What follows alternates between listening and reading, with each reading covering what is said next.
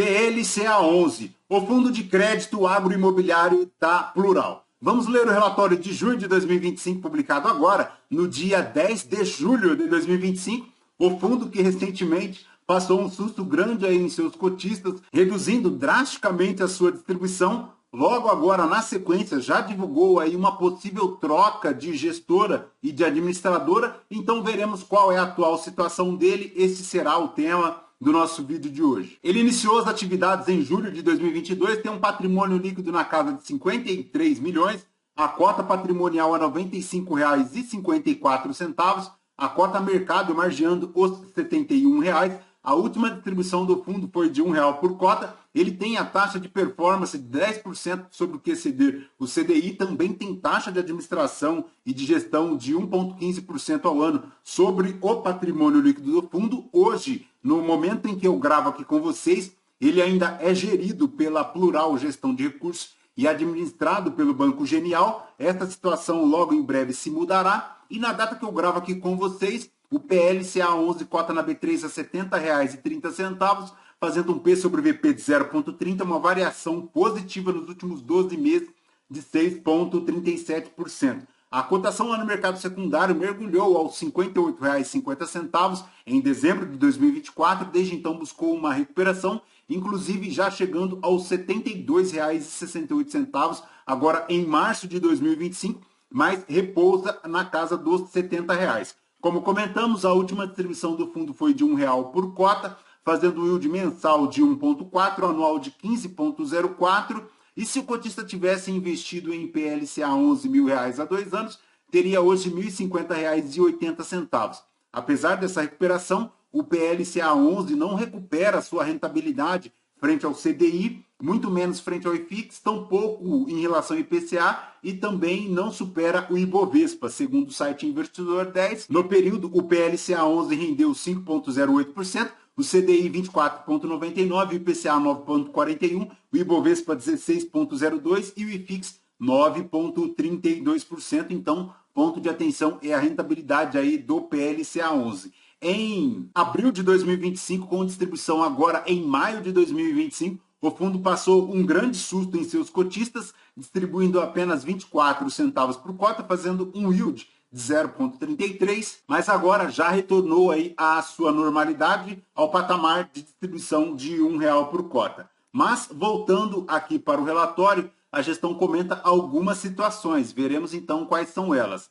Tem aí o fundo um patrimônio total alocado em 32 CRAs e CRIs na carteira, a última distribuição R$ 1, tem uma indexação majoritária em CDI 96,21%, 3,79 indexadas aqui à pré-fixação, e em relação à carteira do fundo, a gestão comenta que ela encerrou o mês de junho com um total de 36.900.000 alocados em 31 CRAs, 1.900.000 investidos em CRIs e 2.200.000 investidos em LCA. A composição hoje do fundo ela se encontra 90,76% em ativos com taxa média marcada a mercado de CDI mais 2,13%, 5,45% com taxa média de 96,84% do CDI e os 3,79% restantes em operações pré-fixadas a uma taxa de 16,46% ao ano.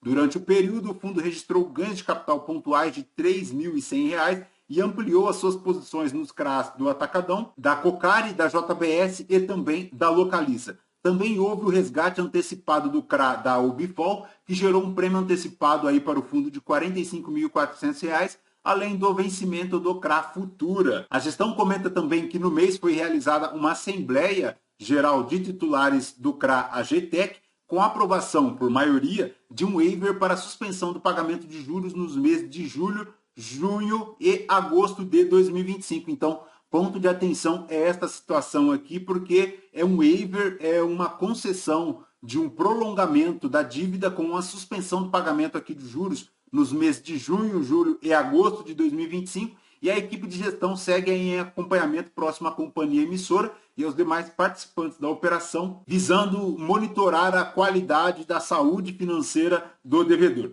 Com o resultado dessas movimentações, o fundo encerrou o mês com 77,16% do portfólio alocado em todas as operações adimplentes e em maio também o IPCA subiu 0,26%, abaixo da expectativa do mercado de 0,34. A inflação acumulada nos últimos 12 meses atingiu 5,32%, acima do teto da meta, que é de 4,5%, estabelecida pelo Conselho Monetário Nacional. A principal pressão inflacionária veio da energia elétrica, é aquela situação que já comentamos em alguns outros vídeos, quando o governo ele aumenta um pouco na energia elétrica, ele arrefece um pouquinho nos combustíveis e é a atual situação que vivemos agora. Vejamos que os combustíveis eles deram uma pequena reduzida aí no mercado, mas a energia elétrica foi impulsionada, fazendo com que a inflação avançasse 3,62% no mês, adicionando 0,14% ao índice devido à adoção da bandeira tarifária amarela. O rendimento anunciado no mês foi de R$1 por cota, representando o yield de 1,39.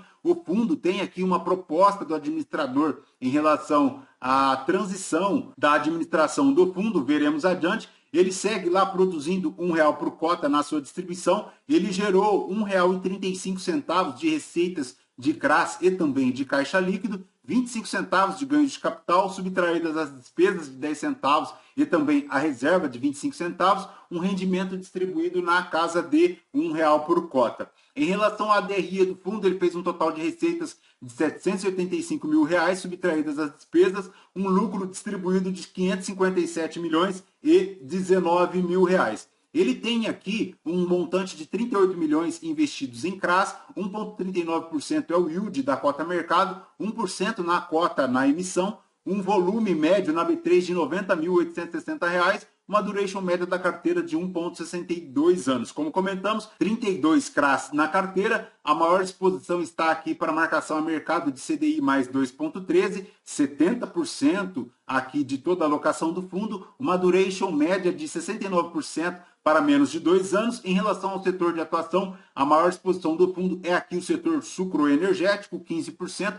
Ele tem um LTV, atenção, hein, pessoal, que aproximadamente 40% aqui da carteira do fundo não possui qualquer garantia real. Então, é importantíssimo ficar atento a esta situação, porque a garantia real é aquele bem que consegue garantir uma maior idoneidade da operação, inclusive com transferência de propriedades em caso de inadimplemento. Então, importantíssimo ficar atento. A maior exposição do fundo está aqui em caixa, 23%, seguido aqui da Sorocaba Refrescos, 4%.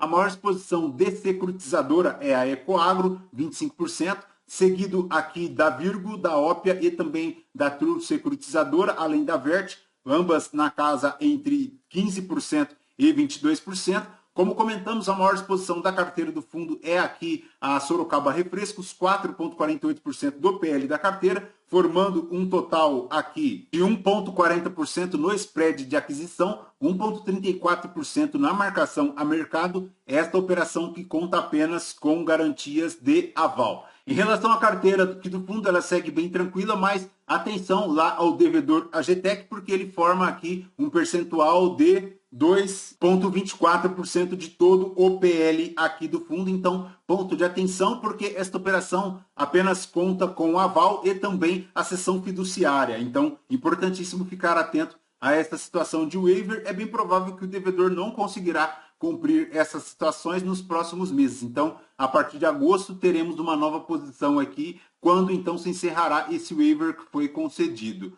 Em relação à operação de transferência, pessoal, temos uma situação aqui. A gestão comenta que foi realizada a proposta de matérias a serem deliberadas na AGE, segundo a gestão, o Banco Genial, na qualidade de administrador, e a Plural Gestão de Recursos, na qualidade de gestora do fundo, expõe a mercado a transferência da gestão da carteira de determinados fundos geridos pela atual gestora, incluindo o PLCA 11, para o Grupo Pátria. Então, há aí um contrato celebrado de cessão e transferência da gestão do PLCA 11 para o Grupo Pátria. Segundo a gestão, esta AGE visa a aprovação por parte dos cotistas da substituição da atual gestora pela Pátria. Tem aqui também a alteração da política de investimentos do fundo, conforme a resolução 175 da CVM, e também a alteração do quórum para a deliberação pela Assembleia de Cotistas. Então, 3 matérias a serem aprovadas na AGE, convocada aí pelo administrador, sendo a principal delas a situação, a transferência aí do fundo para a gestão do Grupo Pátria. Perfeito, pessoal? De PLCA 11 é basicamente isso. Lembrando que este vídeo não é uma recomendação de compra ou de venda de nenhum dos ativos aqui mencionados. Aos novos inscritos, bem-vindos. Você que permanece conosco, muito obrigado por isso também. E você que ainda não é inscrito, considere se inscrever. Deixe seu like, seu joinha, porque tudo isso nos fortalece aqui na produção de conteúdos. Fechou? E voltamos com vocês num próximo vídeo. Fraterno abraço a todos, até mais!